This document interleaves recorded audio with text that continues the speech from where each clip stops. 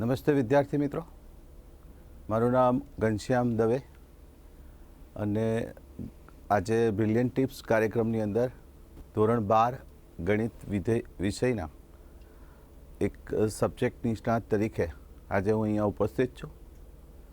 સૌથી પ્રથમ તો આપણે છેલ્લા 2 વર્ષની જે પરિસ્થિતિ છે એ પ્રમાણે વિદ્યાર્થીઓને ઘણી બધી ઓનલાઈન ઓફલાઈન એજ્યુકેશનની સતત બદલાતી પરિસ્થિતિમાં ઘણી બધી તકલીફ પડેલી છે, પણ તેમ છતાં હવે આવનારી બોર્ડની પરીક્ષા માટે આપણે તૈયાર થવાનું જ છે.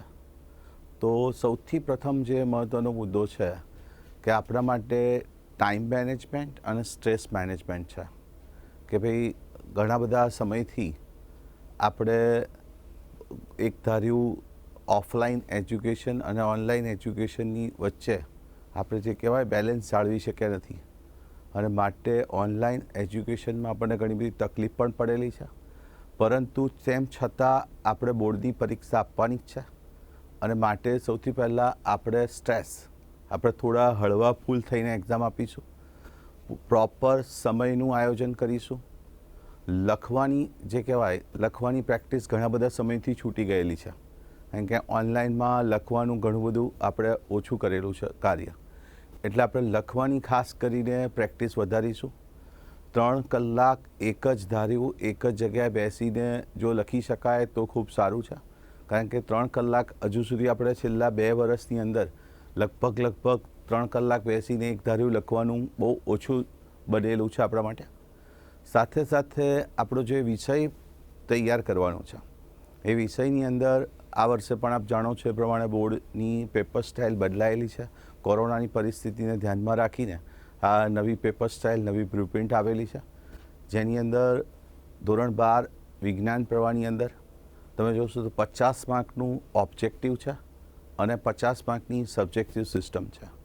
તો 50 માર્કના જે હેતુલક્ષી ટૂંકા પ્રશ્નો છે એની પણ આપણે તૈયારી કરવાની છે અને સાથે સાથે 50 માર્કની સબ્જેક્ટિવ પણ પ્રિપેરેશન કરવાની છે. હવે એ સબ્જેક્ટિવમાં લેખનની પ્રેક્ટિસ જરૂરી છે, સાથે સાથે જે હેતુલક્ષી પ્રશ્નો છે એની અંદર 1 કલાકમાં આપણે 50 પ્રશ્નોને કેટલા સરળતાથી અને ઝડપથી કેલ્ક્યુલેશન, ખાસ કરીને ગણિત વિષયની અંદર 1 કલાકમાં 50 જે પ્રશ્નો છે એ વિદ્યાર્થીઓને ઘણીવાર મુશ્કેલી પડતી હોય છે. તેના માટે ટૂંકી રીતો, ટૂંકા સૂત્રો, ઝડપથી ગણી શકાય તેવા શોર્ટકટ્સ, આ બધી વસ્તુઓ પણ આપણે યાદ રાખવાની છે. સાથે સાથે સબ્જેક્ટિવ જ્યારે આપણે પ્રિપેરેશનની વાત કરીએ છીએ તો સબ્જેક્ટિવ પ્રિપેરેશનની અંદર આપણે બોર્ડની બ્લુપ્રિન્ટને ખાસ ધ્યાનમાં રાખીશું. બોર્ડની બ્લુપ્રિન્ટ આપણે જોયું હશે કે 2 માર્કના પ્રશ્નો જે છે એ 12 પ્રશ્નો પૂછાવાના છે, એમાંથી આપણે કોઈ પણ 8 પ્રશ્નોના જવાબ લખવાના છે. હવે કયા પ્રકરણમાંથી કયા ગુણભાર આધારિત આપણે તૈયારી કરવાની છે કે ભાઈ બીજું પ્રકરણ છે તેમાંથી 2 માર્કના 2 ગુણના 2 પ્રશ્નો પૂછાવાના છે, તો એ પ્રમાણે જે વેઇટેજ આપણને આપેલું છે એ પ્રમાણે ખાસ કરીને આપણે એની તૈયારી કરીશું.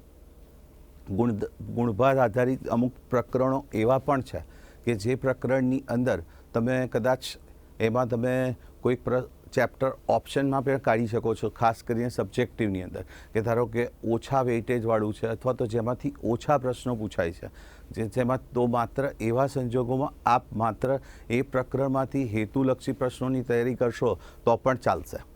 એવા પણ આપણી પાસે પ્રકરણ છે. આ બોર્ડની જે બ્લુપ્રિન્ટ છે એનો અભ્યાસ કરશો તો આ વસ્તુનો આપણને ખ્યાલ આવશે. એ જ રીતે જે 3 માર્ક અને 4 માર્કવાળા જે પ્રશ્નો છે, 3 માર્કવાળા 9 પ્રશ્નો પૂછવાના છે અને એ 9 પ્રશ્નોમાંથી આપણે 6 પ્રશ્નોના જવાબ આપવાના છે. તો એની અંદર પણ જે અગત્યના ગણી શકાય એવા જે પ્રકરણ છે, પ્રકરણ 3, 4, 5, આ બધા જે પ્રકરણ છે જેની અંદરથી 3 ગુણના પ્રશ્નો પૂછાવાના ચાન્સીસ વધારે છે, તો એ પ્રકારના પ્રકરણો જે સરળતાથી પ્રિપેર કરી શકો છો તો એના ઉપર આપણે ફોકસ કરવું જોઈએ. તમને કદાચ એવું થશે કે ભાઈ તમને લગભગ 12મા ધોરણની અંદર અમને એઝ અ શિક્ષક એવી કમ્પ્લેન મળતી હોય કે સર 7મું ચેપ્ટર ખૂબ લાંબુ છે. 7મું ચેપ્ટર જે છે એ સંકલન આધારિત ચેપ્ટર છે અને ઘણું લાંબુ છે, પણ જો એનું વેઇટેજ પણ વધારે છે. 14 માર્કનું ચેપ્ટર છે, પણ તમે એનું જો એની બ્લુપ્રિન્ટનો અભ્યાસ કરશો તો તમને ખ્યાલ આવશે કે એની અંદર 8 પ્રશ્નો જે છે એ હેતુલક્ષી પૂછવાના છે. એટલે એ પ્રકરણની અંદર ખાસ કરીને આપણે ઓબ્જેક્ટિવ પ્રકારના પ્રશ્નોની વધારે ચર્ચા કરીશું, ઓબ્જેક્ટિવ પ્રકારના પ્રશ્નોની વધારે તૈયારી કરીશું. સાથે સાથે એમાંથી એ જે ચેપ્ટર છે એમાંથી એક પ્રશ્ન 4 માર્કનો પણ પૂછવાનો છે. તો એ જે 4 માર્કનો પ્રશ્ન છે તો એની અંદર મોટે ભાગે ખબર પડી જાય કે ભાઈ લેન્થી ક્વેશ્ચન છે, લોંગ ક્વેશ્ચન છે, તો કયા પ્રકારના સ્વાધ્યાયને એમાં ઇમ્પોર્ટન્સ આપવું જોઈએ. ખાસ કરીને સ્વાધ્યાય 7.5 છે, સ્વાધ્યાય 7 છે, સ્વાધ્યાય 7.11 છે, આ પ્રકારના જે અમુક સ્વાધ્યાય છે જેની અંદરથી મોસ્ટ એક્સપેક્ટેડ એમ કહી શકીએ તો ચાલે કે ભાઈ એમાંથી લગભગ 4 માર્કના જે પ્રશ્નો છે, અમુક અગત્યના જે પ્રકરણ ઉદાહરણો છે એ પ્રકરણ ઉદાહરણોની પણ તૈયારી કરવી જોઈએ. તો 8 માર્કના જે છે એ હેતુલક્ષી પ્રશ્ન છે અને 4 માર્કનો આવો એક મોટા પ્રશ્નની જો તૈયારી કરો તો તમને 14માંથી લગભગ 12 માર્કના જે પ્રશ્નો છે એ તમને સરળતાથી એને મળી શકે છે માર્ક એની અંદર. તો આ પ્રમાણે જ્યારે આપણે બોર્ડની તૈયારી કરીએ છીએ ત્યારે ખાસ મેં કીધું એ પ્રમાણે એક પ્રોપર આપણે આયોજન કરીશું. આપણા સબ્જેક્ટની અંદર કયા પ્રકારનો ગુણભાર છે, બોર્ડના આગલા દિવસે કેટલી રજાઓ છે, એ રજાઓના ગાળા દરમિયાન આપણે 13 ચેપ્ટર જે ગણિતની અંદર આવે છે આ 13 ચેપ્ટરને આપણે આગલા દિવસે કઈ રીતે પૂર્ણ કરી શકીએ, એમાં કયા મહત્ત્વના મુદ્દાઓ છે. એક તમારી પોતાની એક અલગથી નોટ્સ બનાવવી જોઈએ કે એ નોટ્સ તમે છેલ્લા ટાઈમે પરીક્ષાના આગલા સમયની અંદર એ નોટ્સનો આપણે વધારે ઉપયોગ કરીશું. એની અંદર અગત્યના જે મુદ્દાઓ છે, સૂત્રો છે, એમાં જે અગત્યના જે ટૂંકા શોર્ટકટ્સ છે એ શોર્ટકટ કઈ રીતે હેતુલક્ષી પ્રશ્નો સોલ્વ કરવા માટે દરેક ચેપ્ટરનું ગુણભાર કેટલો છે કે ભાઈ દરેક ચેપ્ટરની તમને બોર્ડમાં પેપર સ્ટાઇલ આપેલી છે, એ પેપર સ્ટાઇલ પ્રમાણે આપણે ગુણભાર ઓબ્ઝર્વ કરીશું જેથી આપણને પ્રકરણ કેટલીક વાર એવું બનતું હોય છે જે આપણે નાના ચેપ્ટર હોય અને એ ચેપ્ટરની અંદર આપણે જોઈ શકીએ કે ભાઈ ચેપ્ટર નાનું હોય જેનું માર્કની દ્રષ્ટિએ ગુણભારની દ્રષ્ટિએ કદાચ મહત્ત્વ ઓછું હોય તો એવા પ્રકરણની અંદર આપણે ખૂબ સમય બગાડીશું નહીં, એની ઝડપથી પ્રિપેર કરીશું. એમની અંદર જે અગત્યના મુદ્દાઓ છે એને નોંધીશું. ત્યારબાદ જે મોટા ચેપ્ટર છે જે વધારે વેઇટેજવાળા છે એ ચેપ્ટરને આપણે એની અંદર વધારે મહત્ત્વ આપીશું. તો આપણે બોર્ડની પરીક્ષાનું ખૂબ સરળતાથી આપણે પાસ કરી શકીશું, સારા માર્કે પાસ કરી શકીશું. અને આપ તમામ મિત્રો, વિદ્યાર્થી મિત્રોને ખૂબ શુભેચ્છા. આપની બોર્ડની પરીક્ષા ખૂબ સારી રીતે જાય. All the best. નમસ્કાર વિદ્યાર્થી મિત્રો, હું અશ્વિન પંચાલ બ્રિલિયન્ટ ટિપ્સમાં આપ સૌનું હાર્દિક સ્વાગત કરું છું. વિદ્યાર્થી મિત્રો, આપ સૌ જાણતા હશો કે હવે આપણી ધોરણ 10 અને 12ની પરીક્ષાઓ ખૂબ નજીક આવી રહી છે. 28 માર્ચ એટલે ગણતરીના દિવસો. વિદ્યાર્થીઓ સ્વાભાવિક છે કે મનમાં એક ડર હશે કે ભાઈ વર્ષ દરમિયાન મહેનત કરી છે, ઓનલાઈન ઓફલાઈન વર્ગો ચાલ્યા છે, કોવિડ-19 જેવી પરિસ્થિતિ આપણી પાસે આવી ગઈ છે, તો હવે આપણે શોર્ટ ટાઈમમાં મહેનત કેવી રીતે કરવી. વિદ્યાર્થી મિત્રો, આજે હું તમને એવી ટિપ્સ આપીશ કે જેનાથી તમે ખુદ રિલેક્સ થશો અને તમે સારી રીતે પરીક્ષા આપી શકશો. સૌથી પહેલી વાત વિદ્યાર્થી મિત્રો, પરીક્ષાને આપણે એક ઉત્સવ મનાવીને ચાલીશું, કારણ કે પરીક્ષા આપણા માટે બહુ જ ઇમ્પોર્ટન્સ છે. વર્ષ દરમિયાન તમે લોકોએ સરસ મહેનત કરી જ છે, પણ છતાં વધુ સારી રીતે તમે પરીક્ષામાં માર્ક્સ લાવી શકો એ માટે આપણે વાત કરીશું. સૌથી પહેલી વાત વિદ્યાર્થી મિત્રો, તમે દરેક વિષયની અંદર જે પણ તૈયારી કરી છે એ બહુ સરસ કરી જ છે, પણ હજુ આપણે એને સરસ રીતે કરાવી હોય તો દરેક વિષયનું એક સારું ટાઈમ ટેબલ બનાવો. શોર્ટ ટાઈમ માટે જે મુદ્દાઓ તમને હજુ નથી ફાવતા એની ઝીણવટપૂર્વક ટેક્સ્ટબુક આધારિત થોડીક તૈયારી કરો. ટાઈમ ટેબલના હિસાબથી તમે લોકો ચાલશો વિદ્યાર્થી મિત્રો તો તમારી પાસે શોર્ટ ટાઈમ છે, પણ સ્વાભાવિક છે કે આપણે સારી એવી તૈયારી કરી શકીશું. પહેલી વાત, વિષયની વાત કરીશ વિદ્યાર્થી મિત્રો તો એક એક્ઝામ્પલ આપો કે ભાઈ ગુજરાતી વિષય છે, એમાં સારા માર્ક્સ કવર કરવા છે તો આપણે કેવી રીતે તૈયારી કરી શકીશું. જો વિદ્યાર્થી મિત્રો તમે વર્ષ દરમિયાન સારી રીતે દરેક ચેપ્ટર્સ વાંચ્યા હશે, ચેપ્ટરની અંદરના દરેક પાત્રોને જોયા હશે, તો સ્વાભાવિક છે કે તમે ગુજરાતી વિષયમાં સારા એવા માર્ક્સ કવર કરી શકશો. સૌથી પહેલી વાત કે પેપર પેટર્નની વાત કરીએ તો દર વર્ષ કરતાં આ વર્ષ થોડુંક તમારા માટે બહુ ઇઝી પેપર પેટર્ન બનાવ્યું છે કે જેથી તમે સહેલાઈથી સારું સ્કોરિંગ કરી શકો છો. વાત કરીએ તો ઇન્ડેક્સ, ઇન્ડેક્સની અંદર તમે જુઓ કૃતિ, કર્તા, સાહિત્ય પ્રકાર અને કૃતિ શેમાંથી લેવામાં આવી છે. ગુજરાતીની વાત કરું છું વિદ્યાર્થી મિત્રો. તો તમે જો ઇન્ડેક્સ તૈયાર કર્યું હશે તો રોકડા 8 માર્ક્સ તમે લાવી શકશો. સાથે સાથે વિભાગ સી ગ્રામર વિભાગની વાત કરીએ વિદ્યાર્થી મિત્રો, તો ગ્રામર બહુ જ ઇઝી હોય છે. તમે વર્ષ દરમિયાન દરેક ચેપ્ટરની પાછળ થોડુંક જો ધ્યાન આપ્યું હશે તો તમારે કદાચ ગ્રામર વાંચવાની બી જરૂર નહીં પડે. વિદ્યાર્થી મિત્રો ખાસ એ કહીશ કે તમારી પાસે અત્યારે હાલ જે પણ કંઈ મટીરિયલ્સ છે, જે પણ કંઈ પેપર સેટ છે અને જે પણ કંઈ તમે વાંચ્યું છે એને રિલેક્સ થઈને તમે સારી તૈયારી કરો. વાત કરીએ સેક્શન ડી, એની અંદર આપણે જોઈએ છીએ કે વિચાર વિસ્તાર આવે છે, અહેવાલ લેખન આવે છે, સ્ટોરી આવે છે, નિબંધ લેખન આવે છે. તો વિદ્યાર્થી મિત્રો તમે રિલેક્સ થઈ જાઓ. જો એક વખત તમે કોમ્પો વાંચ્યો હશે અથવા એક વખત તમે અહેવાલનું ફોર્મેટ જોયું હશે તો તમારા મૌલિક વિચારો તમે બહુ સરસ રીતે રજૂ કરી શકશો. વિદ્યાર્થી મિત્રો બીજી વાત કરીશ કે આ સમય એવો છે, હવે આપણી પાસે બહુ શોર્ટ ટાઈમ છે, તો હવે શોર્ટ ટાઈમમાં આપણે કેવી રીતે તૈયારી કરવી છે. તો પહેલી વાત કે દરેક વિષય વાઇઝ તમે ચેક કરી લો હજુ કયા કયા મુદ્દામાં તમને તકલીફ પડે છે. તમે લોકો એ મુદ્દાને ન ફાવે તો તમારા સબ્જેક્ટ ટીચર છે, સ્કૂલના ટીચર છે, તમે અદરવાઇઝ જે પણ જગ્યાએ જતા હોય એ ટીચર પાસે બેસીને છણવાટપૂર્વક તમે એ મુદ્દાને જોઈ લો. રિલેક્સ થઈ જાઓ વિદ્યાર્થી મિત્રો. તમારે એમ જ માનવાનું કે મેં જે તૈયાર કર્યું છે એ જ પૂછાશે અને એ જ હું લખીશ અને એ જ આવશે. કહેવાય છે ને કે પરિશ્રમ એ જ પારસમણી છે અને નિષ્ફળતા એ સફળતાની ચાવી છે. આપણે બધા જ લોકો કોવિડ-19ની પરિસ્થિતિમાંથી બહાર આવ્યા છીએ એટલે થોડાક ડર છે, કારણ કે છેલ્લા 2 વર્ષથી બધાને માસ્ક પ્રમોશન મળતું હોય છે. વાલી પણ ચિંતિત છે. વાલીને પણ એમ છે કે ભાઈ બાળક પરીક્ષા કેવી રીતે આપી શકશે, સ્કૂલે ગયા છે નથી ગયા, ઘણી બધી પરિસ્થિતિઓ આપણી સામે આવી ગઈ છે.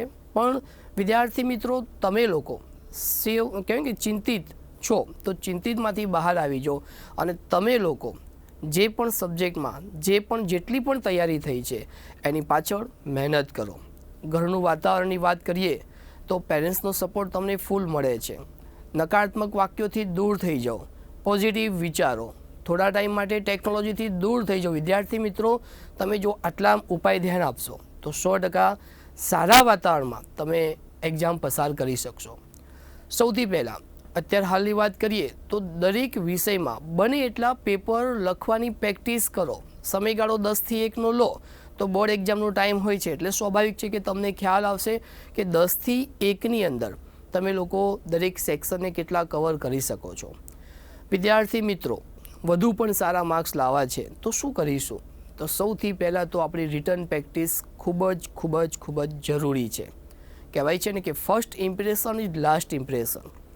રાઇટિંગની વાત કરીએ તો ઘણી વખત વિદ્યાર્થીઓ બનતું હોય છે કે શરૂઆતનું લેવલ આપણું બહુ જ સારું હોય છે, પણ જ્યારે બાકીનો લાસ્ટ કલાક હોય છે પરીક્ષાનો તો તમે જોતા હોવ છો કે રાઇટિંગ ક્યાંક થોડા ખરાબ થઈ જતા હોય છે અને એને કારણે કદાચ આપણું સ્કોરિંગ ઓછું થતું હોય છે.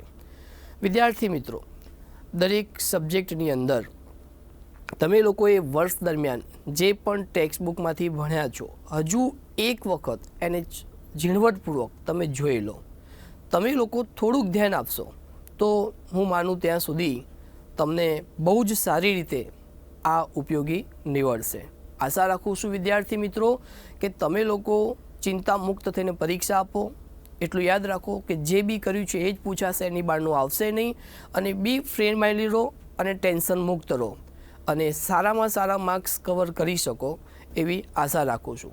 તો વિદ્યાર્થી મિત્રો આપણે બધા જ બહુ જ સારા વાતાવરણમાં પરીક્ષા આપીશું, ટેન્શન મુક્ત તણાવ મુક્ત વાતાવરણમાં રહીશું અને જે પણ સમય બચ્યો છે એનો પૂરેપૂરો સદુપયોગ કરીશું. વિદ્યાર્થી મિત્રો આશા રાખું છું કે જે પણ મેં તમને સમજાવ્યું છે એ તમને ખૂબ ઉપયોગી નીવડશે અને આને ધ્યાનમાં રાખીને ચાલશો તો 100% તમારું રિઝલ્ટ સારામાં સારું તમે કવર કરી શકશો.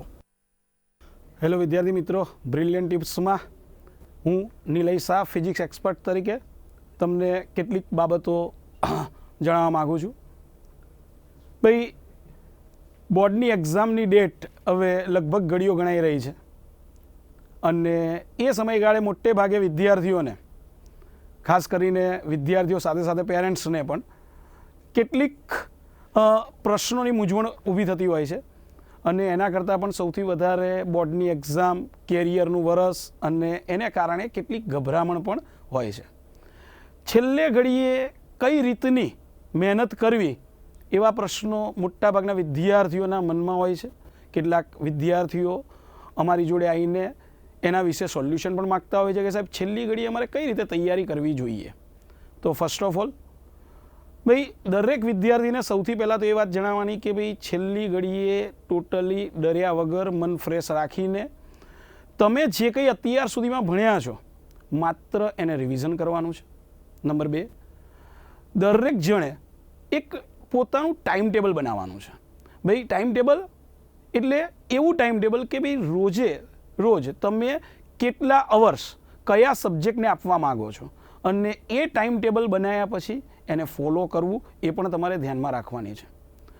બીજી વસ્તુ કે ભાઈ તમારે એક્ઝામ માટે કરીને કોઈ પણ પ્રકારનું વધારાનું ટેન્શન લેવાની જરૂર નથી.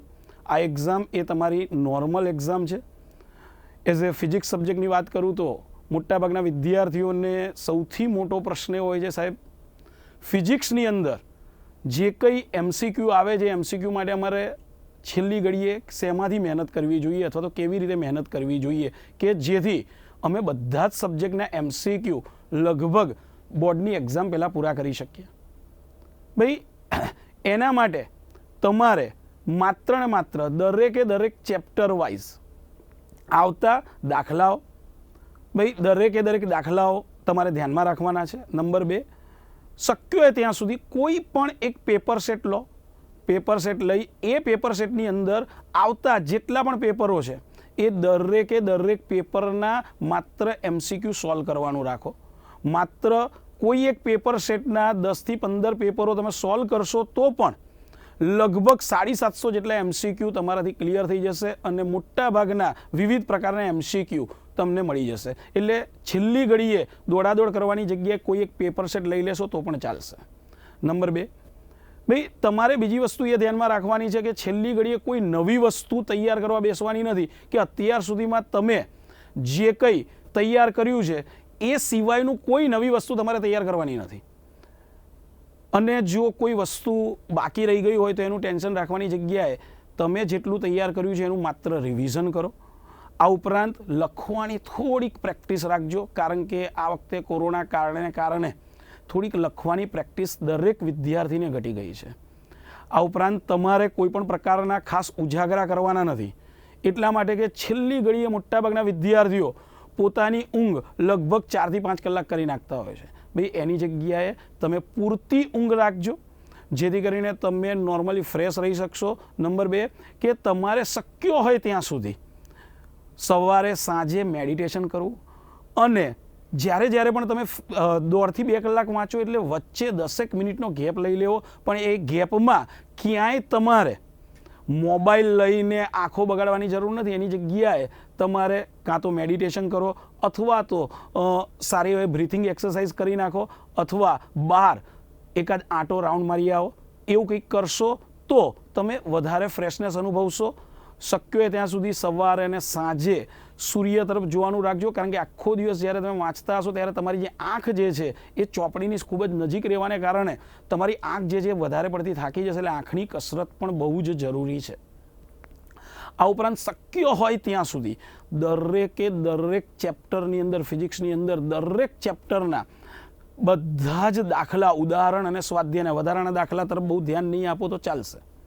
પણ વધારાના દાખલા સિવાય સ્વાધ્યાયના જેટલા દાખલા છે ઉદાહરણના દાખલા છે એ દરેક દાખલા એ એક વાર ગણી જશો તો તમારા ફાયદામાં રહેશે. બીજું આ એક્ઝામ એ કોઈ તમારી એવી કોઈ ફાઇનલ એક્ઝામ નથી કે આ એક્ઝામમાં રિઝલ્ટ ખરાબ આવશે તો શું એવા કોઈ ટેન્શનમાં રહેવાની જરૂર નથી. દરેકે જે અત્યાર સુધી મહેનત કરી છે એ જ પ્રમાણે રિઝલ્ટ આવવાનું છે. એટલે છેલ્લી ઘડીએ IMP પ્રશ્નો પાછળ ભાગવાની કોઈ જ જરૂર નથી. આ ઉપરાંત દરેક વિદ્યાર્થી એક્ઝામના આગલા સમયગાળે શક્ય હોય ત્યાં સુધી એટલે કે આપણી ફિઝિક્સની એક્ઝામ પહેલી જ છે 28મી તારીખે તો 28 માર્ચના આગલા દિવસે શક્ય હોય ત્યાં સુધી તમારે એકવાર થિયરી દાખલા અને મેં કીધું એમ કે જે પેપર સેટ જે છે એ પેપર સેટના બધા MCQ જો તમે એક ગણેલા હોય તો એ નોટ ખાલી હવે માત્ર નજર ફેરવવાની રહેશે. કોઈ પણ પ્રકારના દાખલા કે છેલ્લી ઘડીએ તમારે ગણવા બેસવાની જરૂર નથી. આ ઉપરાંત બીજી વસ્તુ તમારે એ ખાસ ધ્યાન રાખવાનું છે કે શક્ય હોય ત્યાં સુધી તમારી જે રિસિપ્ટ ને એ બધી વસ્તુ જે છે એ તમારે એક ઝેરોક્સ કોપી કાઢી અને એક ઘરે આપી રાખવાની છે. એક તમે જે પાઉચ લઈ જવાના છો એ પાઉચની અંદર તમારે એક ઝેરોક્સ કોપી રાખી મૂકવાની રહેશે. આટલી વસ્તુ તમારે ધ્યાનમાં રાખવાની રહેશે. આ ઉપરાંત ફિઝિક્સ જેવા વિષયની અંદર હું માનું છું ત્યાં સુધી 70-80 માર્ક લાવવા ઘણા જ સરળ છે.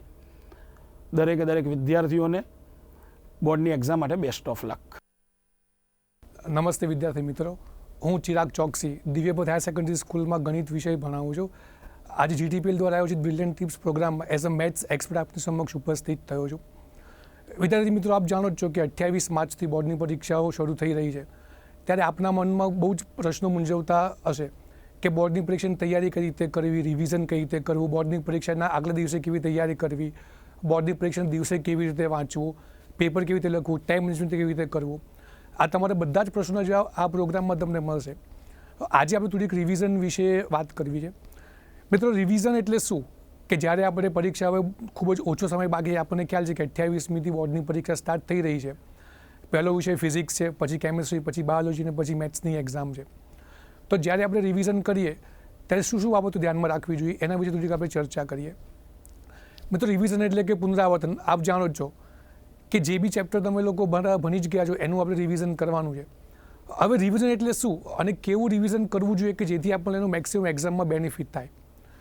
તમે અત્યારે ઓલમોસ્ટ તમારો બધાનો સિલેબસ પતી ગયો છે, તમે દરેક વિષયના 2 કે 3 પેપર બી લખી નાખ્યા છે, છતાં હવે આપણે કેવું આયોજન કરીને કેવું રિવિઝન કરવું જોઈએ કે જેથી આપણને મેક્સિમમ બેનિફિટ થાય એનો.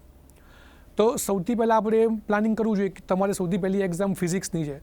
તો એવું તમે આયોજન કરી શકો કે ફિઝિક્સની એક્ઝામ 28મી છે તો 21-22મી તમે ફિઝિક્સ વિષય લો તો વાંધો ના આવે. તો 21મી પહેલાં તમે મેથ્સ અને કેમિસ્ટ્રીને સમય આપી શકો. તો એ પ્રમાણે તમે પ્લાનિંગ કરી દો કે બી 4 કે 5 દિવસ મેથ્સ, બાકીના 5 કે 6 દિવસ કેમિસ્ટ્રી. કારણ કે મેથ્સમાં બી તમારે 3 કે 4 રજા આવે છે, તો તમે એ દિવસોમાં મેથ્સ સબ્જેક્ટ થોડોક વધારે કરી શકો. હવે જ્યારે આપણે રિવિઝન સ્ટાર્ટ કરીએ કોઈ પણ સબ્જેક્ટનું, તો તમે કોઈ બી ચેપ્ટર લેશો તો તમને આવડતું તો હશે જ ચેપ્ટર, એમ પણ આપણે કેવી રીતે ઇફેક્ટિવ રિવિઝન કરવાનું. તો સૌથી પહેલાં જ્યારે કોઈ પણ તમે ચેપ્ટર લો છો તો એના અગત્યના જેટલા બી સૂત્રો આવે છે એનું એક તમે લિસ્ટ બનાવો. કારણ કે તમને જો ખ્યાલ છે કે બોર્ડની જે પેપર સ્કીમ છે એમાં 50 MCQ છે અને 50 માર્કનું સબ્જેક્ટિવ છે. હવે MCQમાં કંઈ વધારે નથી હોતું. બધા જ વિદ્યાર્થીઓને MCQમાં પ્રોબ્લેમ થાય છે, પણ MCQ એ ચેપ્ટરના જેટલા પણ બેઝિક પ્રશ્નો હોય, બેઝિક થિયરી હોય એને અનુલક્ષીને જ પૂછાતા હોય છે. તો જ્યારે બી આપણે રિવિઝન સ્ટાર્ટ કરીએ તો સૌથી પહેલાં શું કરો કે દરેકે દરેક જે બી ચેપ્ટર હોય એના અગત્યના જેટલા બી સૂત્રો આવતા હોય, જેટલા બી ટોપિક આવતા હોય એનું એક તમે લિસ્ટ બનાવી દો. એવો તમને એક શું ફાયદો થશે કે એ તમે જ્યારે એક્ઝામના આગલા જે દિવસ હશે એમાં તમે વાંચો, તમને બધા ચેપ્ટર રિવાઇઝ બી થઈ જશે કે હા આ ચેપ્ટરમાં આ સૂત્ર આવે તેના પરથી આ દાખલો આપણે આ રીતે કરી શકીએ છીએ. પછી તમે જ્યારે બી સૂત્રોનું લિસ્ટ બનાવી દીધું, પછી તમે જ્યારે બી ચેપ્ટર શરૂઆત કરો છો, હવે કેવું હશે કે તમે કોઈ પણ ચેપ્ટર આપણે લઈએ એમાં અમુક પ્રશ્નો કેવા છે કે જે તમને આવડે જ છે, કારણ કે તમે દરેક ચેપ્ટરની ઓછામાં ઓછી 7 થી 8 વખત એક્ઝામ આખા વર્ષ દરમિયાન આપેલી જ હશે. તો જે પ્રશ્નો તમને આવડે છે એના પર તમારે ધ્યાન આપવાની જરૂર નથી. એ તમે એક વખત વાંચી લો, તમને રિવાઇઝ થઈ જશે કે હા આ પ્રશ્ન મને આવડે છે. જે પ્રશ્નો તમને નથી આવડતા એના પર થોડું વધારે ભાર આપો, એને તમે 1 કે 2 વખત લખી અને રિવાઇઝ કરો. અને આ જે કોરોનાની જે પરિસ્થિતિ છે એના કારણે બોર્ડની જે બ્લુ પ્રિન્ટ ચેન્જ થઈ છે એનો બી તમે બેનિફિટ લઈ શકો છો. પર્ટિક્યુલર આપણે મેથ્સની જ વાત કરીએ તો એમાં તમને ખ્યાલ છે કે દરેકે દરેક જે સેક્શન છે એમાં તમને ઇન્ટરનલ ઓપ્શન છે, ઇન્ટર ઓપ્શન નથી, જનરલ ઓપ્શન છે. પહેલાં જે હતું કે ઇન્ટરનલ ઓપ્શન હતા, આ વખતે જનરલ ઓપ્શન છે. તો તમારી પાસે જે બ્લુ પ્રિન્ટ છે તમે એના અકોર્ડિંગલી તૈયારી કરી શકો કે કોઈ પણ ચેપ્ટર છે કે ફર્સ્ટ ચેપ્ટર તમારી 3 માર્કનું એક સમ છે, બાકીને MCQ છે. તો એ તમે જ્યારે ચેપ્ટર લો તમને સરે માર્ક કરાયા જશે કે બી આ ચેપ્ટરમાંથી આ પ્રશ્નો છે 2 માર્કર છે, કે આ પ્રશ્નો 3 માર્કર છે, કે આ પ્રશ્નો 4 માર્કર છે. તો એ પ્રમાણે તમે જો પ્રોપર મેનેજમેન્ટ કરો તમે એનું ઇફેક્ટિવ બેનિફિટ લઈ શકો છો. તમે જ્યારે ચેપ્ટર તૈયાર કરી લો છો પછી કોઈ પણ એક ચેપ્ટર તૈયાર કરો, તમે ચેપ્ટર વાઇઝ પેપર લખી શકો અથવા તો ફૂલ પેપર બી તમે લખી શકો છો કે જ્યારે તમારો આખો સબ્જેક્ટ તૈયાર થઈ જાય તો તમે કોઈ પણ એક સારું પબ્લિકેશન હોય તો એના ઓછામાં ઓછા 10 પેપર તમે જો લખો ને તો ઓલમોસ્ટ આખી ટેક્સ્ટ બુક કવર થઈ જાય. જનરલ એવું હોય છે કે તમે જો આખી મેથ્સ સબ્જેક્ટની વાત કરીએ તો આખી ટેક્સ્ટ બુક તમે જો દરેકે દરેક સમ વિથ ઇલસ્ટ્રેશન જો તમે 2 થી 3 વખત કરી લો તો તમારે આરામથી 80 થી 85 માર્ક આવી જાય. કારણ કે શું થશે કે તમે જો બધા જ સમ 2 થી 3 વખત ગણ્યા છો તમારે બધા જ કન્સેપ્ટ ક્લિયર થઈ જશે. પછી શું થશે કે કદાચ જો કોઈ બહારનો બી સમ પૂછાય તો તો એ તમને કરતા આવડવાનો જ છે, કારણ કે તમારા બધા ચેપ્ટરના બધા જ કન્સેપ્ટ તમારા ક્લિયર છે. અને પેપર રાઇટિંગનો મતલબ શું છે કે તમે ટાઈમ મેનેજમેન્ટ કરો, કે તમે એક પદ્ધતિ વિકસાવી લો કે જ્યારે તમે પાર્ટ એ MCQ છે તો 1 કલાકમાં તમારે MCQ પતાવવાના હોય છે. એ તમે ઘરે પણ કરી શકો. કોઈ પણ તમે પેપર લો તો તમારે ઘડિયાળ લઈને બેસવાનું કે એમ જોવાનું કે 1 કલાકમાં તમારે કેટલા MCQ પતે છે.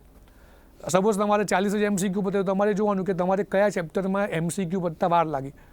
ધારો કે તમે સંકલનમાં તમને તકલીફ પડી તો જુઓ કે સંકલનમાં કેમ તકલીફ પડી, કે એના જે 8 MCQ છે તો તમને સૂત્રો નથી યાદ આવતા, કારણ કે સંકલનમાં મોટાભાગના MCQ સૂત્રો બેઝ જ હોય છે. વિકલિતના ઉપયોગો છે એમાં બી એવું જ હોય છે. તો એ તમે વિચારો કે તમારે કયા ચેપ્ટરમાં વાર વધારે લાગે છે. તો નેક્સ્ટ ટાઈમ જ્યારે ફરી વખતે એક્ઝામ આપવા બેસો MCQ તો તમે એને નલિફાય કરી શકો છો. સેમ વે પાર્ટ બીમાં તમે જે 2 માર્કર 3 માર્કર 4 માર્કર તમે કોઈ પણ સેક્શન પહેલાં સ્ટાર્ટ કરી શકો. તમને જેવું લાગતું હોય કે મારે સેક્શન ડી જે 4 માર્કરથી સ્ટાર્ટ કરવું તમે એક્ઝામમાં કરી શકો, એવું નથી. પણ હા, એક જ સેક્શનના બધા જ પ્રશ્નો એકસાથે લખવાના.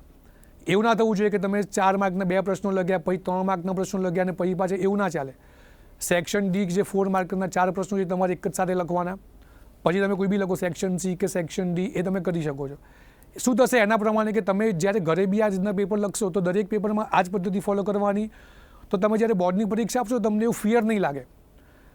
તમે અત્યાર સુધી જે લગભગ 1.5 વર્ષથી જે ઓનલાઈન જ પણ એના કારણે શું છે કે તમે ઓફલાઈન એક્ઝામ બહુ ઓછી આપી છે. તો જ્યારે આવી પરીક્ષા ડાયરેક્ટ બોર્ડની પરીક્ષા આવે તો તમે કદાચ જો ફિયર કે તમને એવું ટેન્શન થાય એવું નહીં થાય. એટલે એના માટે તમે ઘરે જે પરીક્ષા આપો ને તો તમારો જે એક માનસિક હાવ છે કે મેન્ટલ ટેન્શન છે તમારું દૂર થશે. બાકી આ જ જે એક્ઝામો છે તમે આવું જ પેપર તમારે બોર્ડમાં પણ આવવાનું છે, બાકી નવું નથી. આના જે તમે MCQ તમે જે કરશો, સપોઝ તમે 15 પેપર કર્યા હોય તો લગભગ 750 MCQ તમારે પ્રેક્ટિસ થઈ જાય. તો પછી એમાં એનાથી વધારે કન્સેપ્ટ કોઈ રહેવાના જ નથી. કોઈ પણ ચેપ્ટર હોય કે તમે સંકલન કહો કે વિકલન કહો, મેથ્સની વાત કરીએ તો વિકલનમાં વધારેમાં વધારે શું આવે? સાતત્ય, પ્રચલ વિધેયનું વિકલન કે સંયોજિત વિધેયનું વિકલન કે પ્રતિવિધેયનું વિકલન, એવા જ બધા ટોપિક આવવાના છે. એનાથી વધારે તો કશું જ નથી પૂછાવાનું. તો જેટલી બી તમે તૈયારી કરો એ એકદમ પ્રોપર ટાઈમ મેનેજમેન્ટથી કરો અને પરફેક્ટ કરો કે જેથી તમારે ફરી વખત જોવું ના પડે. અને હા, એક જ દિવસે તમે એક જ સબ્જેક્ટ ના કરો. એક દિવસમાં તમે એવું આયોજન કરો કે 2 સબ્જેક્ટ કરો અડધો દિવસ, તમારું માઇન્ડ બી ફ્રેશ રહેશે. અને મેક્સિમમ જેટલો બી ટાઈમ બચે તમારે વાંચવામાં યુઝ કરવો જોઈએ. અત્યારે તમારી પાસે વાંચવા સિવાય બીજો કોઈ જ વિકલ્પ નથી. GTPL તરફથી આપને ખૂબ ખૂબ શુભેચ્છાઓ.